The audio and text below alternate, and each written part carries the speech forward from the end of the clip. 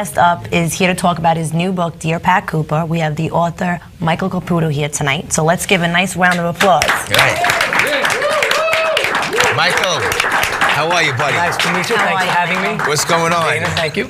You got here all right tonight? I certainly did. You hit a little bit of that New York traffic? Absolutely. Because of Obama. That's another thing, Obama. Let's get these streets fixed. I mean, I got a long list. Next show is all about politics. I got to sit down with this Obama. Yeah. As long as you don't bomb my mama, I'll be all right, right? I said that on my way, so that's tired. Osama Obama, I'm sorry. So, Michael, listen, let's talk about the book. What's it about? Okay, the book is about love, forgiveness, and healing. All right. It's also an open letter to my father, showing him and telling him about all the things he missed by not being in my life. All right. And third, and most importantly, it's a tribute to my paternal grandmother, my father's mother, and my mother, the two women in my life that were always there and made me the person I am today. Right. Great. Now listen, when did you decide to write this book? At what point of your life, actually? Well, I've always been writing the book up here, but pen to paper about 5 years ago. And then I got on that computer and religiously every single night, you know, putting it together, tightening it up, and here I am. Wow. And why do you think Pat Cooper is so angry? That's a good question. No, we haven't found that answer yet. Yeah. But I don't know why he's angry, because he's a very blessed man. And he's had a blessed life, a successful career. He's been has two families that love him, right. And he's been a healthy man. Yeah. And he's 81, and what do you want more than that? God bless. I seen him not too long ago.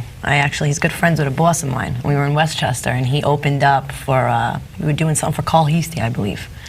And he was great, so I had the pleasure of meeting your father. I always liked his acting and his stand-up. I never got to meet. Oh, that guy, I met him once, fast in passing. He actually got invited to come down to see TV once, and then he left because the guy who booked him on the show didn't have it all organized. So he left.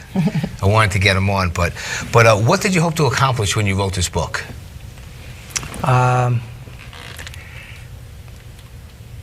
I really wanted Tim to know what he missed in my life.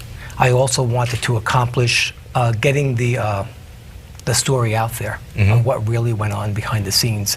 After we made radio ratings history back on the Howard Stern show 20 years ago, wow, it was finally out there. Right. That show gave me a voice. It happened all by accident. But then it was also very hurtful to my whole family, especially to my grandmother. And I decided to just hold on the book and not really put pen to paper until a later date.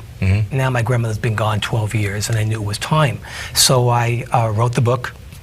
I sent the manuscript over to Cody Boy Entertainment, which is a health and wellness company. And after Frank Baldessari, the CEO of Cody Boy Entertainment, read the book, he said, "Mike, this story's got to be told." In accomplishing also, it was very cathartic for me, and also to help other people out there that had emotionally unavailable parents, right. or a parent, or both, who weren't there for them. Right. And they could maybe learn something from, you know, what I did and what I wrote. Realizing after I wrote the book, seeing my life down on paper, I realized that I was quite fortunate in a way that I had gotten a lot of other love from other members of the family, my grandmother, my mother, for sure, and the family, to fill in that gap that I was missing. And somebody else reading this could, you know, benefit by this. Right, relate definitely. to it. Now, has your father read it? Have you heard from him? Well, I haven't heard directly from my father, but I know that my father has read the book because I heard from his camp. His camp meaning his son-in-law. His son-in-law controls his Facebook page and his MySpace page, and won't let me on there as a fan or a friend. It's not good. And he sent me emails telling me that if he's going to buy the book for Pat Cooper, for his father-in-law, and whatever I have in the book better be truth, and I better not say anything about his family, like I wasn't a part of the family, or I'm going to find myself in court. Wow. So that's how I kind of heard. I don't think I'll be hearing from my father, but I haven't heard from anybody, so obviously everything in the book is fine according to him. Well, you seem like a gentleman. What has been the response for the book? Have you ever any feedback from it yet? I got very positive feedback from my father's friends that called me because from my email, and then they got my phone number. My father's friends called me. People that read the book, very positive responses, and it was just very touching to know that they took their time out in their lives, and everybody's got their own problems, to read my book and then, you know, taking more time out to send me back some kind of feedback. Right. Or saying that I helped them. My uncle was like this, my father was like this too, my mother was like this, you know, that type of thing. Well, how long has the book been out yet? What was the release date actually on this? At the end of October, early November. All right. Well, you got a book right here to give out to one of our studio audience. Absolutely, and I hope so that everybody out there will get the book. So everybody, it's sold on Amazon. It's raffle time. Also, my website is dearpatcooper.com, and what I want to say is on my website there is a beautiful video, a rare video interview of my grandmother and me, Pat Cooper's mother and me, that I did back in 1986, speaking about her son. So you could hear it in my grandmother's own words about her son. Wow. Well, we have more questions for you. Okay. It's raffle time. Okay. So let's do it. Let's go in here and let's get a ticket for you, and we'll see who's the lucky winner. Read off that number. Okay.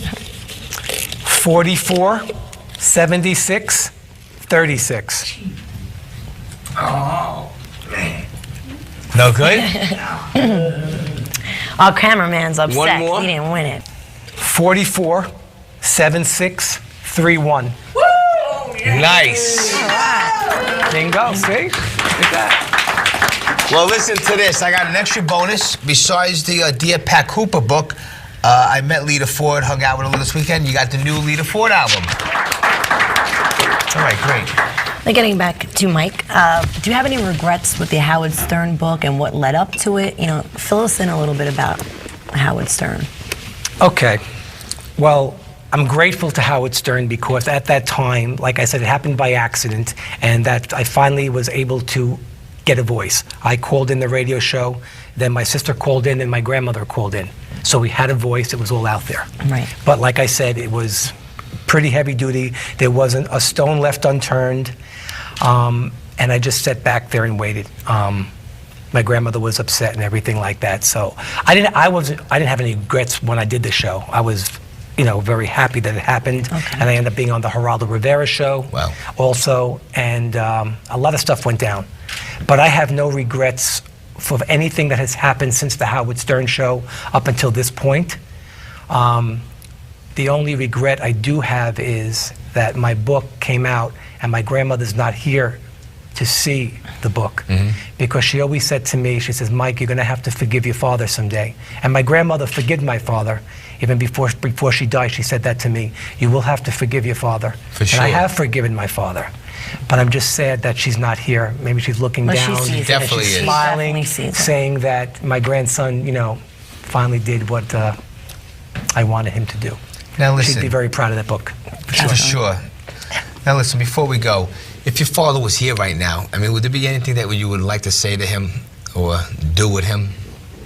Yes, I'd like to say the same thing to my father that my grandmother said in the interview on my website.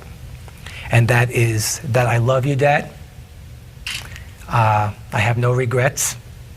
And whatever will be, will be. I wish I could make peace with you. I wish I would have had a relationship with you. And I forgive you. Well, you're a good man. But Definitely. it is what it is, right? Yes, it is. But Michael, thank you so much for taking the time out and you. sharing everything with Thank you. everybody. Great Thanks for having me. Thanks for having me. Michael Caputo.